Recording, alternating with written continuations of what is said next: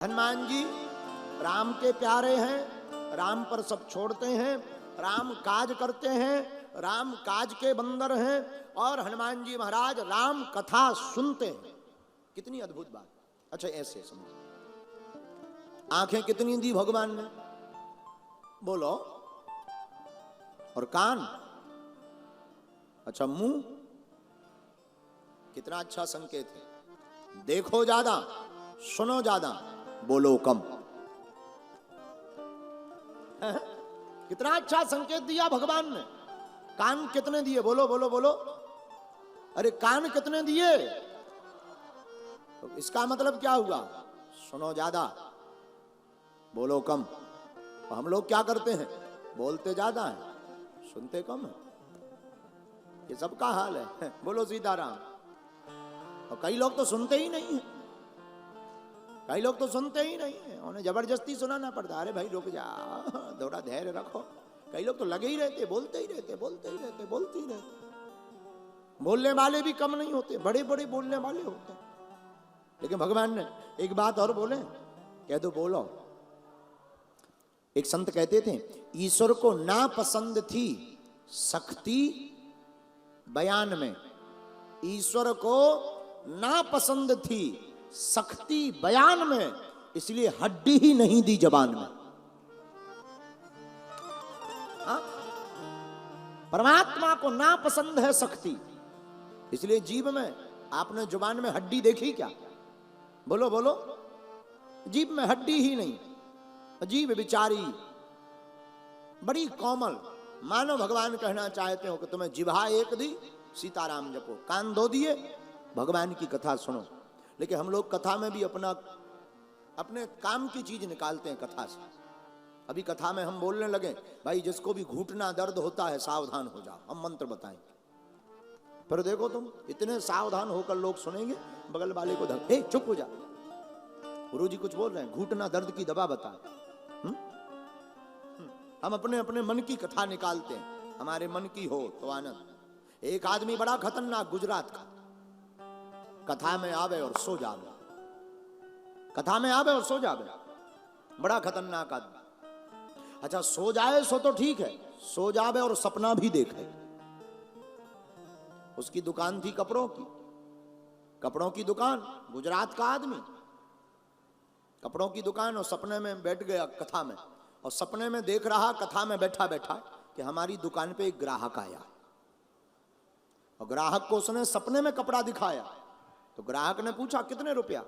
उसने कहा 5 रुपया मीटर, सस्ता जमाना, 5 रुपया मीटर। ग्राहक ने कहा नहीं बहुत महंगा है, हम तो 4 रुपया देंगे। ये सपने में सुन रहा, देख रहा है पूरा, और कथा में बैठा है। ग्राहक बोला 4 रुपया देंगे। बोला नहीं नहीं नहीं, 4 नहीं, 4 बहुत कम होते हैं। तो ग्राहक जाने लगा, तो ये सपने में ही चिल्ला करके बोला ले जा 4.5 में, कथा के बीच में बैठा बैठा, ले जा 4.5 में, दोनों हाथ पसार और सामने वाले भक्त का कुर्ता दीनों फाड़।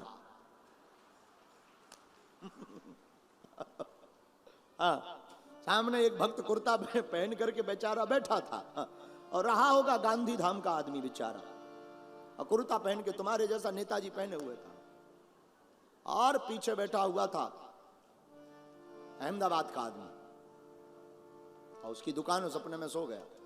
ले जा 4.5 में, दोनों हाथ पसार और सामने वाले भक्त का कुर्ता दीनों फाड़। जब एक चांटा लगा तो बताया ये क्या है? तो बोला तुमने चांटा मार के हमारा पूरा सपना खराब कर दिया, दुकानदारी बर्बाद हो गई। तो बगल वाले ने समझाया, भाई तुम दुकानदारी करने आए हो कि कथा सुनने आए हो? कुछ लोग ऐसे भी कथा में आते हैं, खैर आप लोग ऐसे नहीं हो, ये तो हम वेस्ट इंडीज की बात बता रहे हैं, आप लोग बुरा मान जाओ हमें बड़ी आफत हो जाएगी। तो मेरे प्रियजनों, हम आपको बहुत सिद्धांतिक बात ये कहना चाहते हैं, हनुमान जी का स्वभाव बड़ा प्यारा। हनुमान जी राम काज करते, हनुमान जी महाराज राम कथा सुनते, हनुमान जी महाराज राम नाम जप करते, हनुमान जी महाराज राम काज करने में आतुर भी हैं, और हनुमान जी महाराज जो भी करते वो राम को सौंपते। ये 5 सिद्धांत ही पंचम सोपान सुंदरकांड के सूत्र हैं कि हमें भी अपनी जिंदगी में राम काज करना चाहिए, हमें भी काम का बंदर नहीं राम का बंदर बनना चाहिए। दूसरा सिद्धांत, हमें भी अपनी जिंदगी में सुनना ज्यादा चाहिए, बोलना कम चाहिए, हमें भी अपनी जिंदगी में जिह्वा का प्रयोग राम नाम के लिए करना चाहिए। चौथी बात, हमें भी अपनी जिंदगी में राम कथा श्रवण करके जीवन में उतारनी चाहिए। और 5वीं बात जो बहुत महत्वपूर्ण बात है, वो बात ये है कि जो भी हम अपनी जिंदगी में अच्छा भला पाएं वो प्रभु राम को सौंप देना चाहिए। जो पंचम सोपान सुंदरकांड की इन 5 बातों को मानता है उसी का बेड़ा पार होता है। इसीलिए हमने सुंदरकांड की चौपाई, सुंदरकांड की महिमा पर हनुमान जी को केंद्र में रखकर एक चौपाई ली, रामचरितमानस। हनुमान सम नहीं बड़ भागी, हनुमान सम नहीं बड़ भागी। मानो हनुमान जी कह रहे हो, याद रखना इंसान को व्यापारिक नहीं बनना चाहिए, इंसान को व्यवहारिक बनना चाहिए।